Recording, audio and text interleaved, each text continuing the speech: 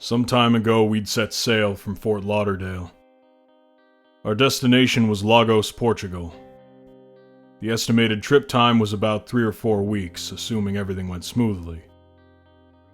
My wife, Hannah, and I spent several months prior to the trip learning how to sail. We had the time and money to pack up and go, and we've always wanted to see Lagos, so we decided it was time to put our new skill and our sailboat to good use. The first week was exciting. There's a sense of freedom that comes with sailing the open seas, which is funny considering we spent most of our time confined to a 30-foot space. But as we looked out into the seemingly endless waters, we couldn't help but feel like we'd left the world behind and entered a new one. Like all our expectations and worries were stored in a separate reality. Despite the feeling of liberation, there were still a few bumps that first week. The wind wasn't as much of a team player as we'd initially hoped, and the water was a little rough at times, but we managed. By the second week, we were sailing into the middle of the North Atlantic, roughly halfway between Fort Lauderdale and Lagos. The first morning of that new week, I'd gotten out of bed just before sunrise, made my cup of coffee, climbed above deck, and that was my morning routine. The water was flat and there wasn't any wind.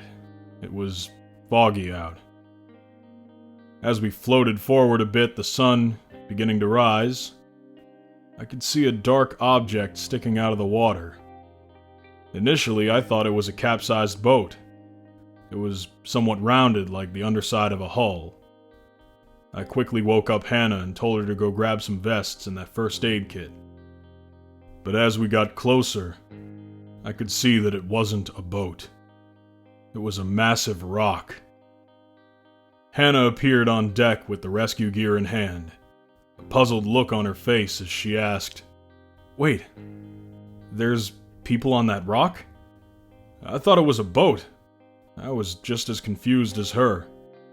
Why was there a rock in the middle of the ocean? It's supposed to be thousands of feet deep right there. I carefully steered the ship alongside it and shut off the motor. The rock didn't stick out of the water much. I was able to jump from the sailboat onto its surface without issue. However, the surface area itself was very large, over 5 times that of the boat. "You think it's some sort of underwater mountain?" Hannah asked from the boat. I was walking along the surface. "Maybe we should go under and look." "I'll grab the goggles," Hannah hurried back. She loved the water. We both did. Any reason to throw some goggles on and explore, well, she was game. She appeared back on deck, wearing goggles, a snorkel, and a swimsuit. She lowered the rear ladder and jumped in. I shook my head and smiled. I loved how energetic and curious she always was. She laid face down along the surface of the water, snorkel sticking up in the air. I explored further along the top of the rock while she swam around. Then I stopped. There were markings. I knelt down for a closer look. These were man-made. Symbols of some sort, like a language. Looked almost like runes. Ancient Viking writing. I reached down to touch one of the engravings, when Hannah suddenly poked her head out of the water. "You have to see this," she said. "Hannah, there are markings on this rock." "There's markings on the side of it as well." "The side?" "Yeah, it's like a giant tower." "What do you mean?" "It's a big cylinder." "How far does it go down?" Hannah shrugged. "Too dark to tell. I think it goes all the way to the bottom." I looked back at the rock below my feet. What the hell was this thing? Why hadn't we ever heard about it? Who made these marks?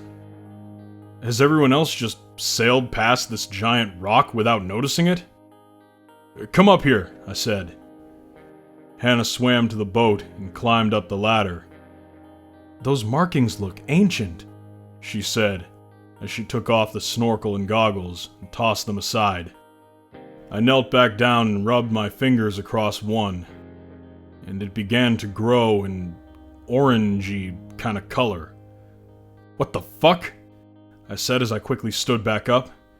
Hannah was about to jump onto the rock. "What?" "Stay there," I said, holding my hand up to her to stop. "Why?" "It's glowing." "What's this?" Suddenly the rock began to vibrate. "Nate," Hannah said, panicked. "What's going on?" I began to stumble back toward the boat, fearing the worst. Then a rectangular opening appeared toward the edge of the rock. The vibrating abruptly stopped. We were both speechless.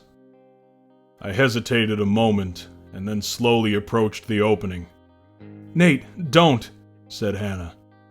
"I just want to look real quick. I don't like this." That should have been my first hint, given how curious and adventurous Hannah was, but I couldn't resist taking at least a quick peek. I leaned over the opening and looked inside. "There's stairs," I said. "Nate, come back." Against my better judgment, I stepped into the opening. I could see that the stone stairs descended in a wide spiral. "Toss me the flashlight," I hollered to Hannah. "Nate." "Just do it," I snapped at her. She huffed and went below deck. I hate that I raised my voice at her. I hardly ever do, but this was too incredible. It could be the biggest discovery in centuries, maybe ever. She returned to the deck and tossed me the light. I turned it on and leaned into the stairwell, trying to see as much as I could. I climbed down a step, not thinking. My curiosity was steering me. Another step. "Nate!" I heard her calling my name, but continued anyways. Another step. "Nate, stop!" Another step, and then another. And then the rock began to shake again. The opening was sealing shut. I hurried back toward the top. Hannah cried out my name. That was the last I heard from her. It closed before I could get out. "Hannah!" I yelled at her. "Hannah!" No answer. "Touch the center mark!" Still no response. I stood at the top of the stairs for several minutes listening for her, for any sign that she was trying to get me out, but I couldn't hear anything. I didn't want to leave in case Hannah was able to figure out how to open the door, but my curiosity was still there. I shined the light down the stairs, took a deep breath, and descended. Soon the darkness faded as the stairwell opened up to a large, cylindrical room. Light flickered from a flame-lit chandelier made of what appeared to be iron. Its design looked medieval, maybe older. In the center of the room was a large wooden lectern. A thick leather book lay open atop it. I carefully moved over to it and looked. Symbols similar to those I'd seen on the rock were handwritten on the pages. I touched the pages, old and worn. I felt like turning a page would cause it to crumble. Suddenly, as if in response to my touch, the writing began to change. The words shifted and faded around the page until they were in English. "He awaits upon his throne of blood and bone, within the tower of ancient stone." I backed away from the book. My curiosity had waned and fear was now coursing through me. I needed to get out. I was confident that what awaited me was something sinister, something evil. I began to feel its presence in the air. Then, as if on cue, it spoke to me. A whisper, like a passing wind, said, "Come to me." I did not move, nor could I gather the words to speak. My heart was drumming rapidly inside my chest. I anxiously glanced overhead once more. Why hadn't Hannah figured out a way to open the door yet? She was no dummy. She saw where I had been standing when the rock began to vibrate. She heard me say that the mark was glowing, so why was I still trapped inside? Then the thought occurred to me. Maybe the door wouldn't open for her.